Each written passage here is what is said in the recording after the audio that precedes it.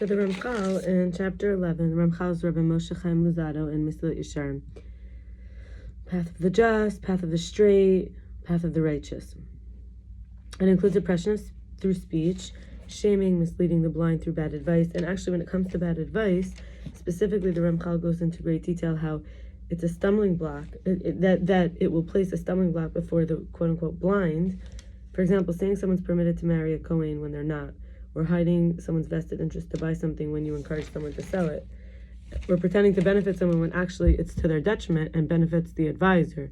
We have to counsel others what we would genuinely do in that situation without looking at any purpose whatsoever that is distant or immediate except benefiting the asker, unless the asker has ill intent, and then it's a mitzvah to deceive him, like it says in tehillim, which is the Psalms 18:27. With the crooked one, you deal crookedly. We're talking about Hashem, and as a lesson, one should withdraw from the matter and not give advice if he anticipates some loss to himself, and cannot directly admonish the advice seeker. And then when it comes to the words like tale-bearing, hating, taking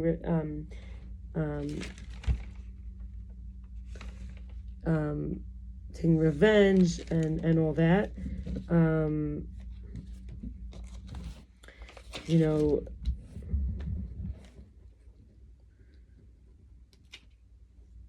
it could be oaths, lying, desecrating Hashem's name, and especially in public, because in pirkei avot 5:11 it says he has no portion in the world to come if he hurts someone in public.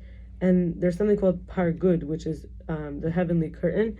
So it says that hurtful words, verbal oppression of others, keeps the heavenly curtain open. And so even when rebuking, we have to be careful not to shame or embarrass someone. And when it comes to the slander and evil speech, the dust of slander includes passing someone in front of someone who hates him, praising someone in front of someone who hates him, or even insinuating to someone that, they always have something that person needs.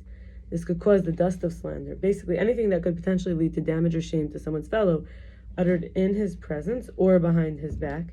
And in erchin 15b, and it says, whoever speaks evil speech is as if he denied God. And in tehillim, the Psalms 101:5, it says, he who slanders his neighbor in secret, I'll cut him down.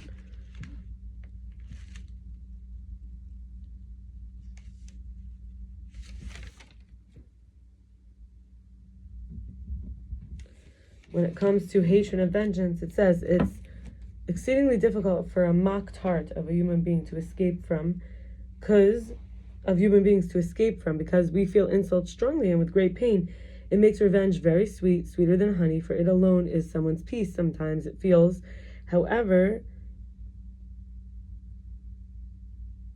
to have mighty and courageous strength to relinquish the natural impulse and overlook the wronging in order to not hate the one who ignited the hatred in the heart, is to be not exacting revenge when even given the opportunity, or bearing a grudge.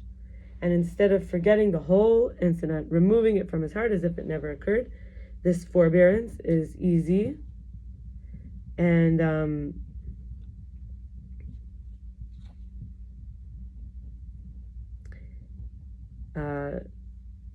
it's not easy. This forbearance is easy only for the ministering angels, but Hashem says that it says in vayikra, which is Leviticus 19:17, do not hate your brother in your heart. And in 19:18 it says, do not take revenge or bear a grudge against the members of your people. Vengeance is when not just taking revenge, it's refraining to do good to someone who kept good from me or committed the wrong to me. In other words, somebody didn't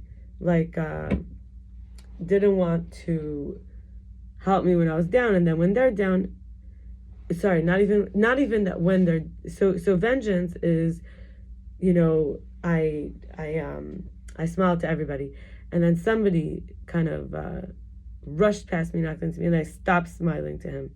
That would be considered revenge. It's not only actively going to do something against someone, it's just stopping the good.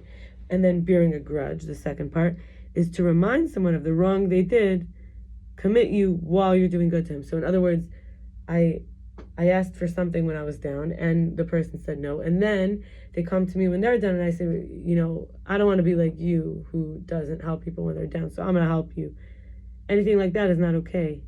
And yet, the Yetzer Hara, the version of us that goes toward what we might say is not good, stokes, advances the heart constantly to leave at least some trace or remembrance of the wrong that someone does to us, if not larger than small. We move to oaths. Even if someone does not utter God's name in vain, there are offshoots, small offshoots of the sin. For example, your no should really mean no, and your yes should really mean yes. And when it comes to lying, it's called an evil disease that spreads amongst people, because for some people, it's actually their profession. They go around making up complete lies to increase social conversation and be considered intelligent and knowledgeable, some habituate themselves to make false reports and statements. Okay, that was one level. Then the second level here is some who habituate themselves to make false reports and statements, mixing lies into their stories and deeds. Evil gets ingrained into their nature because their words cannot leave their mouth free of falsehood. In Sanhedrin, the Talmud 103a,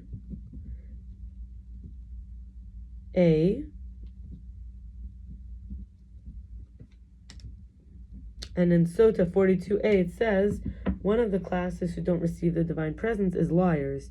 Evil, we talked about the evil getting ingrained in their nature. Sanhedrin 89b, it says it's the penalty of a liar that even when he tells the truth, he's not listened to.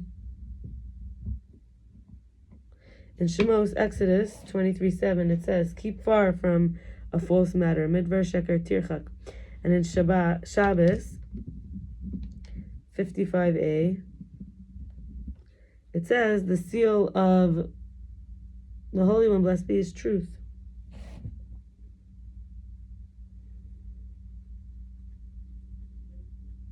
Some are so entrenched in falsehood, but unconcerned to distance themselves. For example, without evil intent, it's an opportunity that presents itself often in a joking manner. So we learned about 3 levels here, like some people who are willing to stretch the truth for fun, some people who they can't speak clean, it's always mixed, and some people who literally are stuck in active lying. And then we'll wrap up with Mishlei, Proverbs 13:5. It says, the righteous man hates a false word. So the ramchal tells us we should flee from lies. Now I want to wish everybody a good Shabbos. May we have clean speech, and live in truth, reality, and not needing external scapegoats, criminals or villains, that we could do the work inside. And may we have warm, cozy vibes and feel wanted and worthy and valued. And may we have the space that we need and healthy creative imagination and humility and surrendering to Hashem's will, to have a real relationship with patience and pleasing him and loving his loves, like if he loves the people who love Hashem, and Hashem who, and the ones that, and like basically the fact that Hashem created this means Hashem loved it enough to do so. And may we have no scorn, may we see the other people, their self-neglect, and have compassion. And may we have disclosure because we trust that we could share ourselves, real sharing and connection without projection or blockage. And in other words, we might even say, or fear, kind of, which includes them. May we feel belonging, and may we be and bravely, comfortable with course correction. And I really want to enunciate or emphasize space. May we have good space, and sometimes that is also the vertical, to be pure. Our own high levels and our own lows, to be grounded, like our feet on the ground and our head in the clouds.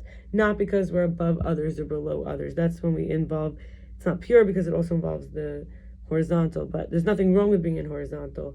Then everyone has a piece of the puzzle. We're all really there's equity in terms of everyone's value. But I'm talking like no one's really above anyone. It's just a false narrative. It's just that's like a false reality. But when we come to the vertical, the pure, it's like that's really the way to be a wire from heaven to earth, a channel for Hashem and Shekhinah, the masculine and feminine. And I want to just bless us to feel liberated and to have forbearance. Wishing everybody a good Shabbos. Bye-bye.